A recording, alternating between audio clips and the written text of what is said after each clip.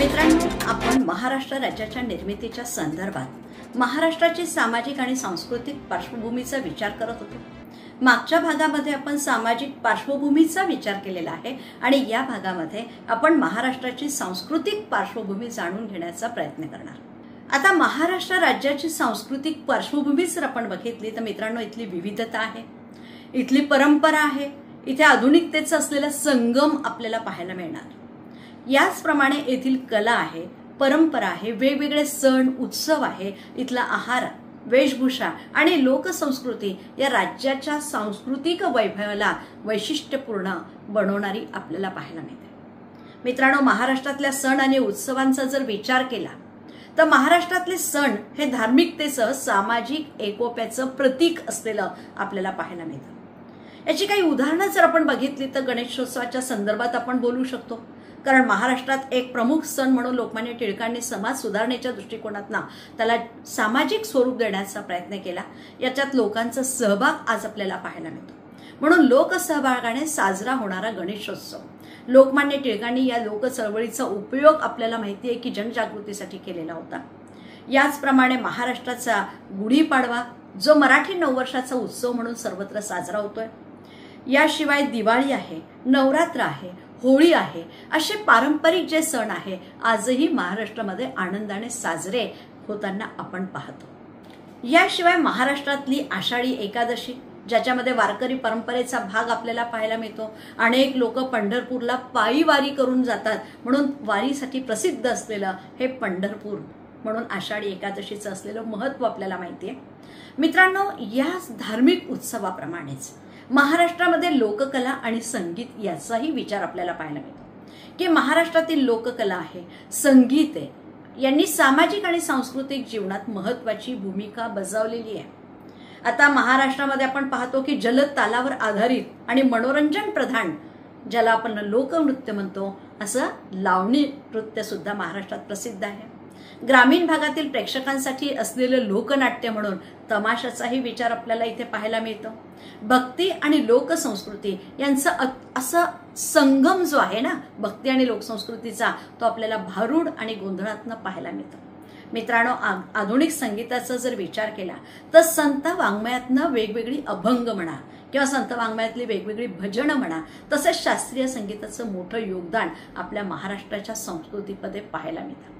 मित्रांनो, अशा प्रकारे लोकसंस्कृती आहे किंवा लोककला आहे, संगीत आहे, याने सुद्धा महाराष्ट्राचं सांस्कृतिक जीवन आपल्याला परिपूर्ण असलेलं पाहायला मिळतं। महाराष्ट्राच्या संदर्भात जर विचार केला तर वास्तुकला आणि वारसा स्थळे ही महाराष्ट्रामध्ये आपल्याला पाहायला मिळतात। महाराष्ट्रात प्राचीन वास्तुकलेचा मोठा ठेवा आहे, हे लक्षात घ्या। इथले अनेक किल्ले आहेत, शिवकालीन गड किल्ले, जसं आपण रायगड आहे, प्रतापगड आहे, आणि महाराष्ट्राच्या इतिहासाचा तो अभिमान म्हणून आजही आपण पाहतो की हे किल्ले आज महाराष्ट्राचा अभिमान आहे।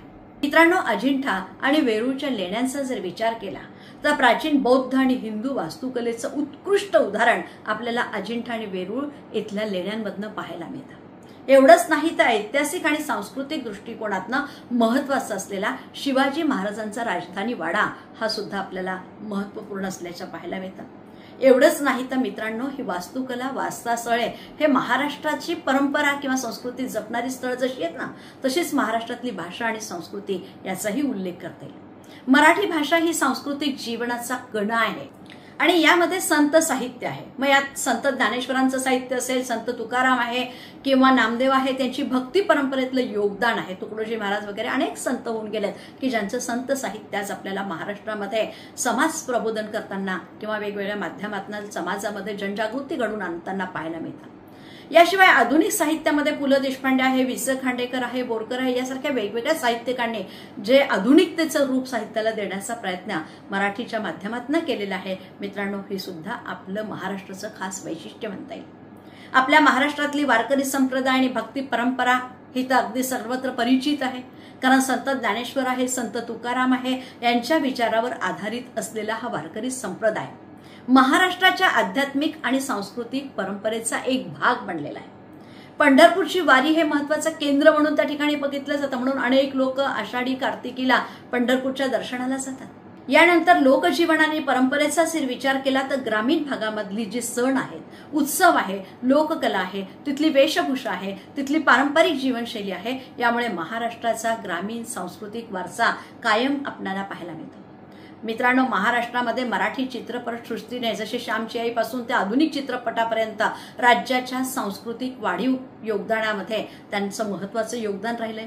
म्हणून मराठी चित्रपट आहेत, नाटकं आहेत, यांनी सुद्धा महाराष्ट्रातली मराठी संस्कृती जपण्याचा प्रयत्न केलाय. याशिवाय सांस्कृतिक विविधता असलेला हा महाराष्ट्र, यामध्ये अनेक धर्माचे लोक राहत आहेत.